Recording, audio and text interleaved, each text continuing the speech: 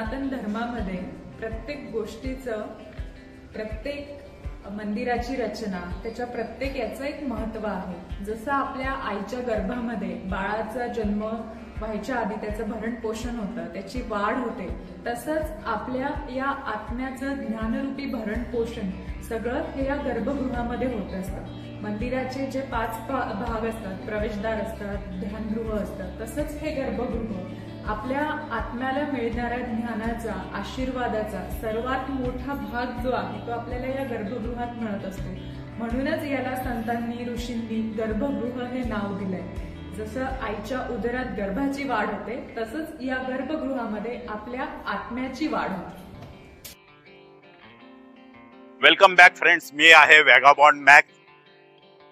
अद्भुत, अपरिचित, अद्वितीय आणि रहस्यमयी ठिकाणं आणि मंदिरांच्या सुंदरतेवर मी व्हिडिओ बनवत असतो। मित्रांनो, आज मी जिथे आलो आहे ते टहाकरी गाव आणि टहाकरी मंदिर। प्रभू श्रीरामांच्या पदस्पर्शाने पावन झालेलं हे गाव आहे, ही भूमी आहे। आणि माझ्या मागे बघू शकता हे टहाकारीचं जगदंबा मंदिर आहे, ज्याच्या निर्मिती ही पांडव काळामध्ये पांडवांकडनं घडली आहे असं इथे सांगितलं जातं। तर ह्या मंदिराची काय आख्यायिका आहे, काय इम्पॉर्टन्स आहे, महत्व आहे, ते आपण आज जाणून घेणार आहोत। त्याचबरोबरीला टहाकारी नाव ह्या गावाला का पडलं त्याबद्दलची पण माहिती आज आपण जाणून घेणार आहोत। तर चला व्हिडिओला सुरुवात करूया।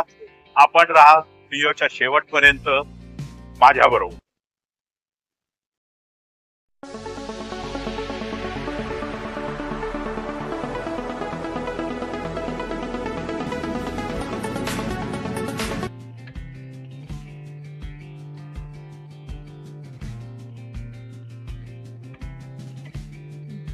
तर मित्रांनो, हे टहाकरी गाव, ह्या गावाचं नाव टहाकरी का पडलं याच्या मागे पण एक आख्यायिका आहे, एक कहाणी आहे।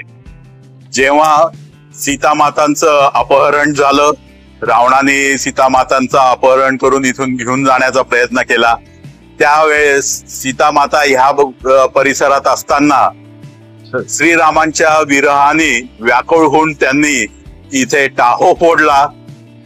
टाहो फोडला म्हणून इथे टाहोकरी असं नाव ह्या भागाला, ह्या गावाला पडलं। त्याचा काळानुसार अपभ्रंश होऊन या गावाचं नाव टाहोकरी पडलं। हे अद्भुत मंदिर नाशिक पासून 65 किलोमीटर अंतरावर, सिन्नर पासून 30 किलोमीटर अंतरावर, तर संगमनेर पासून सुमारे 40 किलोमीटर अंतरावर आहे।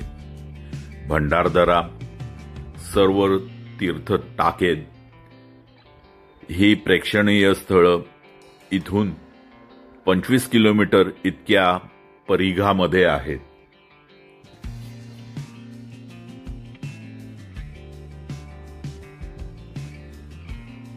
पांडवकालीन निर्मिती जरी ह्या मंदिराची सांगितली जात असली तरी साधारणतः 11व्या किंवा 12व्या शतकामध्ये या मंदिराचं निर्माण कार्य झालेलं असावं।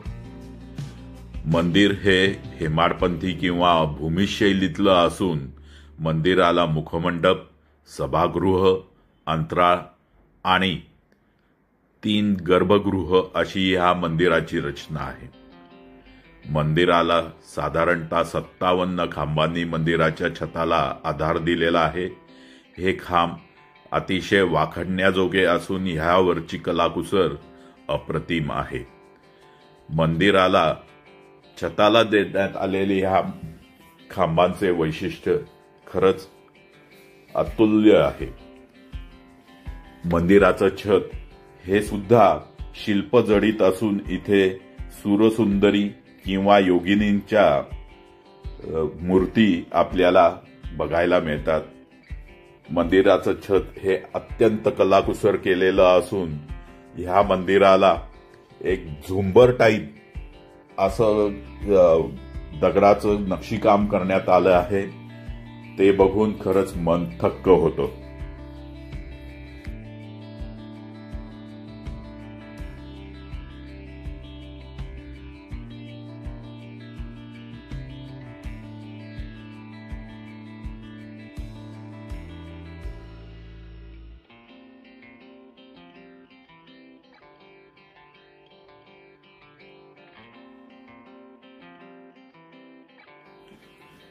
गर्भगृहाच्या प्रवेशद्वारापाशी 2 कीर्तिमुख कोरली गेली आहेत. मंदिराची जे द्वार शाखा आहेत त्या 5 द्वार शाखा असून ह्या द्वार शाखांवर द्वारपालिका किंवा योगिनी कोरण्यात आलेले आहे.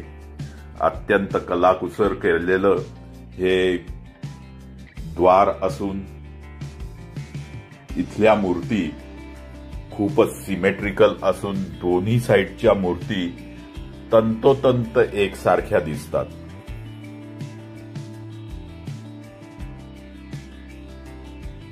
ललाटपट्टी किंवा ज्याला आपण गणेश पट्टिका म्हणतो त्याच्यावर श्री गणेशांचं एक मूर्ती कोरलेली आहे. त्याचबरोबर काही देवदेवतांच्या मूर्ती सुद्धा इथे कोरण्यात आलेल्या आहेत.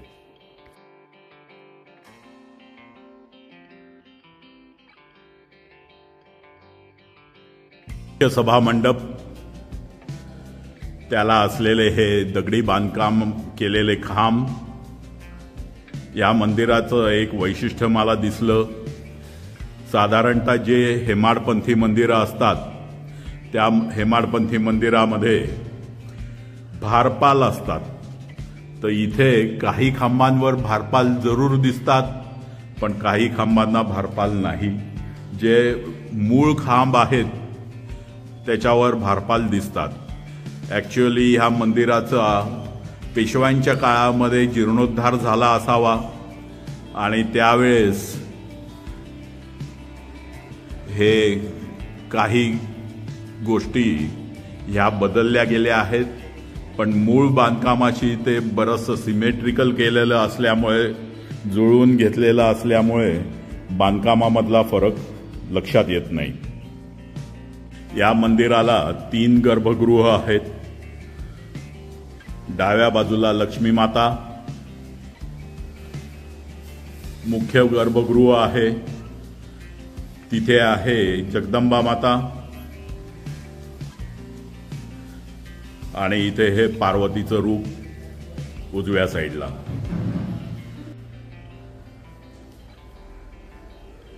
लक्ष्मी मातेचं मंदिर आहे. हे उपगर्भगृह जसं म्हणतात तसं या पद्धतीचं हे उपगर्भगृह आहे. द्वार शाखांवर तुम्ही बघू शकत असाल तर नर्तिका आहेत, सुरसुंदरी ज्यांना म्हटलं जातं, आणि ही लक्ष्मी माता. लक्ष्मी मातेची अतिशय सुंदर मूर्ती आपल्याला इथे बघायला मिळते.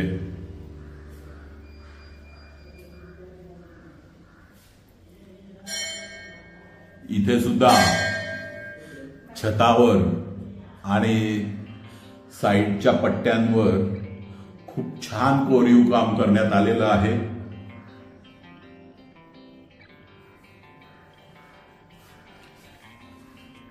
लक्ष्मी मातेच्या मूर्तीबरोबरच इथे आणखीन एक मूर्ती दिसते आहे. पाहताना असं वाटतं की ही उमा महेश्वरांची मूर्ती असावी.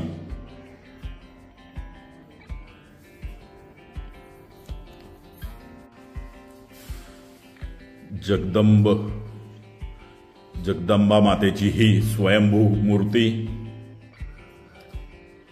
पुरातन काळापासून ही मूर्ती ह्या स्वरूपामध्ये इथे आहे.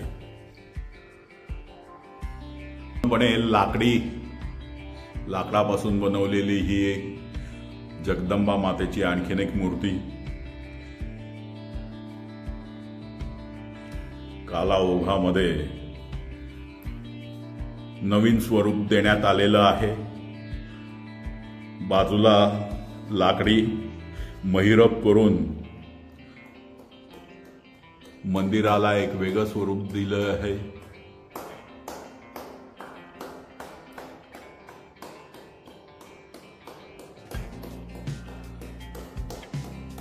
पण त्याचबरोबरीला मंदिराचं जे पुरातन स्वरूप आहे, दगडी स्वरूप, तेही कुठेतरी राखण्याचा प्रयत्न इथे झालेला आहे. अतिशय सुंदर असं शिखराचं नक्षीकाम आणि त्याच्यावर स्पष्ट दिसणारं कृष्णशिल्प, कमळ शिल्प, दगडी बांधकाम आणि दगडी बांधकामात केलेलं हे उत्कृष्ट नक्षीकाम.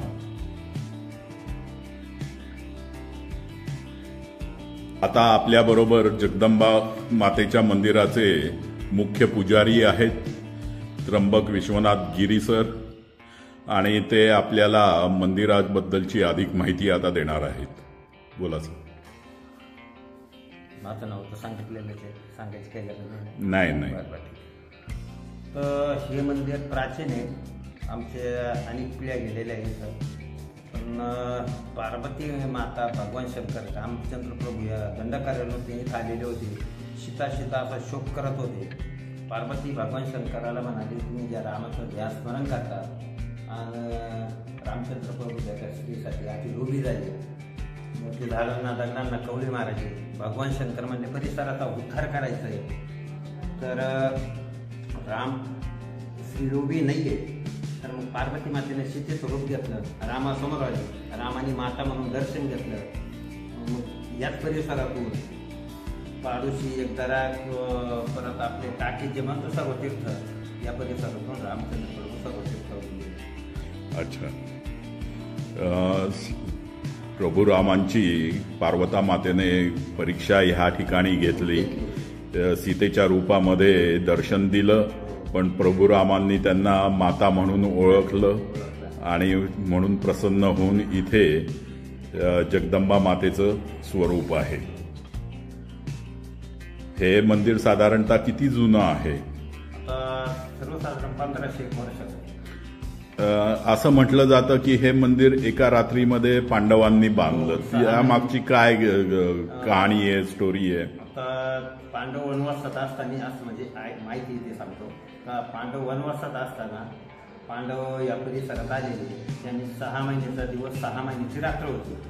तर त्या एका रात्रीत बांधलेले.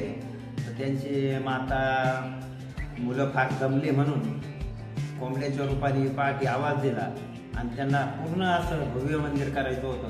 का रोडच्या पलीकडे 2 खांब केलेले उभे, परत नदीच्या पलीकडे वस्ती तिथं 2 खांब केलेले. त्यांचं भव्य असं मंदिर बांधण्याची इच्छा होती.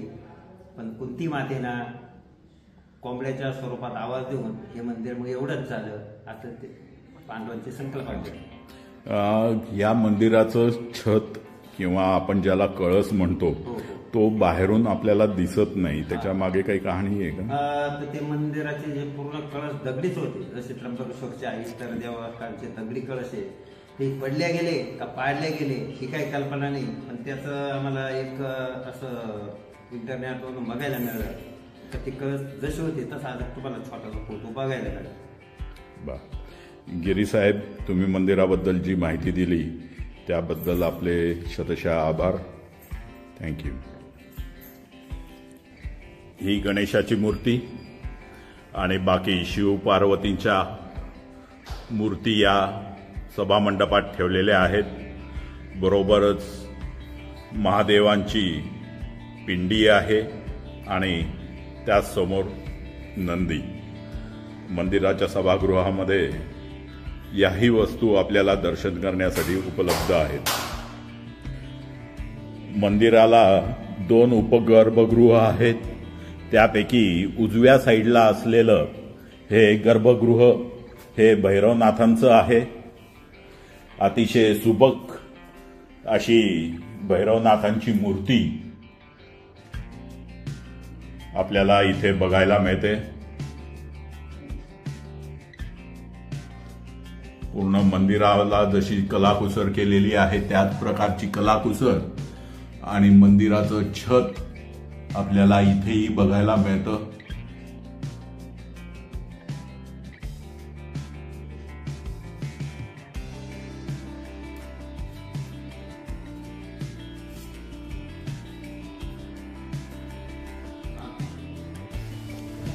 अतिशय उत्कृष्ट पद्धतीचं दगडी बांधकाम मंदिराला करण्यात आलेलं आहे.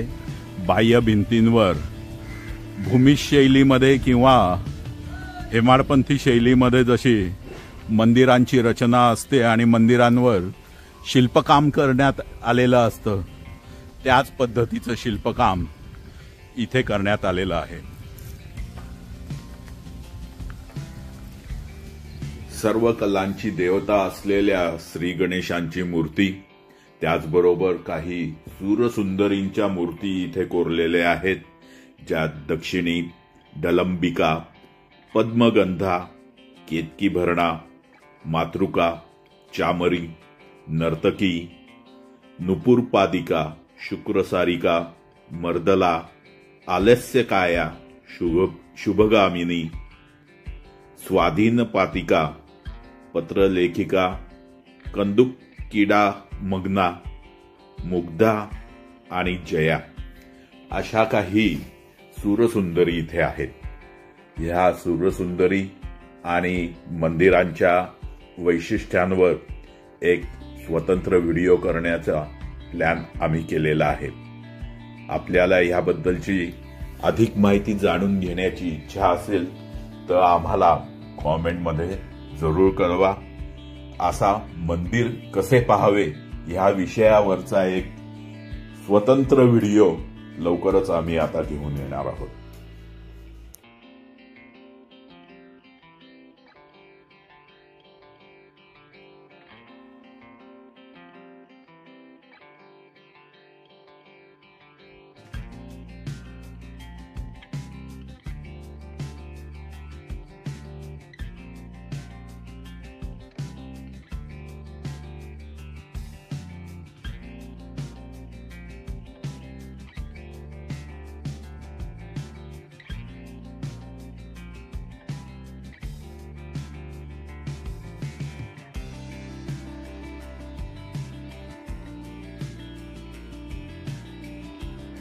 कालिका माता आहे, ही राक्षसांबरोबर युद्ध करीत असताना राक्षसांचे म्हणजे त्यांची माळ करून गळ्यात घातलेली आहे आणि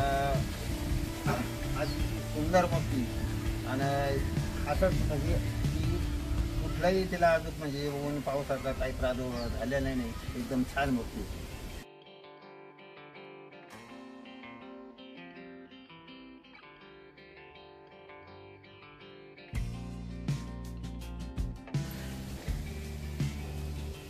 देवीला जो अभिषेक केला जातो तो अभिषेक म्हणजे त्याचं जे निर्माल्य असतं, तीर्थ असतं, ते ह्या सुंदर मकरमुखाच्या मार्फत मंदिराच्या बाहेर टाकण्यात येतं.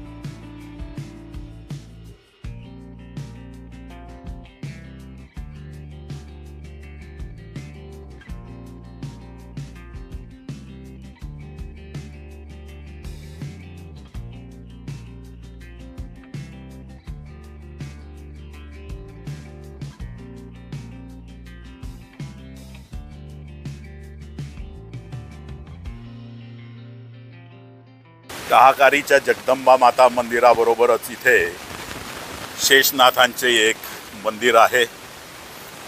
मंदिर थोडंसं भग्नावस्थेत असलं तरी सुद्धा इथली मूर्ती ही अलौकिक आहे, अद्वितीय आहे.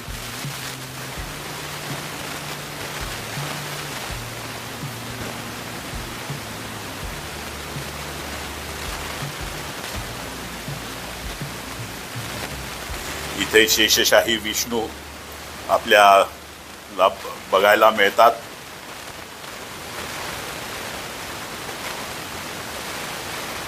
शेष नागावर पहुडलेले श्री विष्णू, त्यांच्या बेंबीमधनं निघालेलं हे ब्रह्मकमळ आणि त्या ब्रह्मकमळामध्ये दिसणारे ब्रह्मदेव, त्याच जोडीला काही देवदेवता आहे आणि विष्णूंच्या पायथ्याशी श्रीलक्ष्मी, अशी ही शेषशाही विष्णूंची मूर्ती आहे.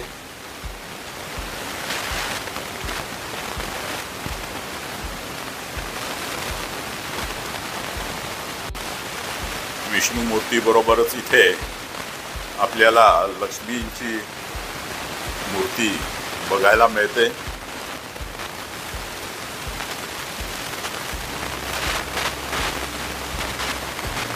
जगदंबा मातेचं दर्शन घेतलं तर नदीच्या पायथ्याशी, नदीच्या किनाऱ्याशी असलेलं हे मंदिर जरूर बघा।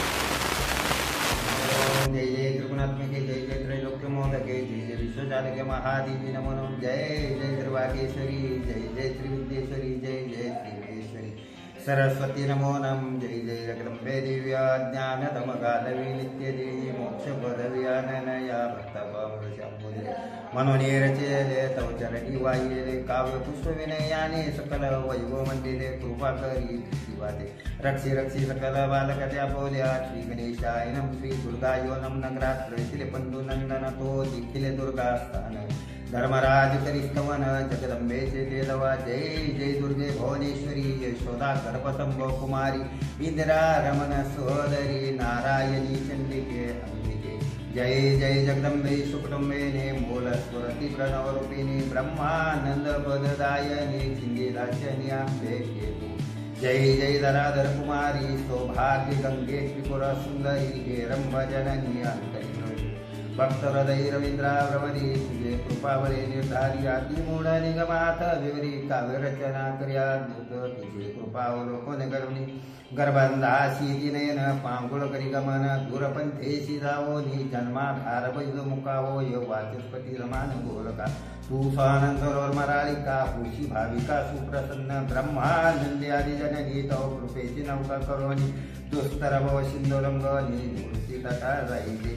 जय जय कुमारी के, जय जय मूलपीठ नायिके सकल सौभाग्यदायी के जगदंबिके। जय जय भार्गव प्रिय भवानी प्रिय नाशिके भक्त वरदायी सुभद्राकारी के यमनगनंदिनी त्रिपुर सुंदरी मामाई। जय जय आनंदकासर मराळिके पद्मनयने दुरितोन पावके त्रिविद्याता भौमोचके सर्वव्यापक मूढायनी शिवमानस कनकलतिके। जय जय चातुर्य चंपकलिंगे शुंभ निशुंभ दैत्यांतके नीचन बालके अपूर्णतो मुखमल शोभाजे फोनी बिंब गेले विरोनी ब्रह्मादि देव बालिताने स्वानंद सदने निजविशी बालके आम्ही स्वानिर्मिले कौतुके स्वरूप तुझे जीवन ओळखते मनोनी पडला अवतारी शिव तुझे स्मरणी सावचित्त मनोनी तो नित्यमुक्त स्वानंद पदाता येता तुझे कृपेने जननी मिळेल पंचभूतांचा मेळ द्वारतीला ब्रह्मांड गोल इच्छा परतता तत्काल क्षेने निर्मूळ करती तू अनंत बालत्यसानी तो प्रभे माझी गेलेला कोणी सकल सौभाग्य शुभ कल्याणी रमा रमण वरप्रले। जय जय शंभर परलभे त्रैलोक्य नगरारंभा सदवे अधिमायात्मप्रिय सकलारंभा मूल प्रकोटी। जय जय करुणामृतरी दे भक्त बालके गुण भरी दे अनंत ब्रह्मांड भलंके दे आधिमाय अन्नपूर्णा तू सचितानंद प्रणवरूपिणी तू सकल चराचर व्यापिनी स्वर्गस्थित अंतकरविती भौमोच्चने ब्रह्मानंदे ऐकोनी धर्मराजाचे स्तवन दुर्गा जागी प्रसन्ना म्हणे तुमचे शत्रू संवारी न राजी स्थापित धर्माते तुम्ही वास करावे येथे प्रकट न दिजनाते शत्रुक्षय पावतील समर्थ सुखात तुम्हा होय द्वाज स्तोत्र केले पूर्ण तेजे त्रिकाल करीम पठण तयाचे सर्व काम पूर्वी न सदा रक्षणांतर बाहेरी सदा विरची श्री दुर्गा स्तोत्र समाप्त। तर मित्रांनो, व्हिडिओ कसा वाटला? व्हिडिओ जर आवडला असेल तर व्हिडिओला लाईक करा, चॅनलला सबस्क्राईब करा आणि हा व्हिडिओ आपल्या मित्रपरिचितांपर्यंत जरूर शेअर करा, फॉरवर्ड करा। पुन्हा भेटू अशाच एका नवीन विषयामध्ये, नवीन मंदिराच्या शोधामध्ये। तोपर्यंत काळजी घ्या। Take care. Good bye.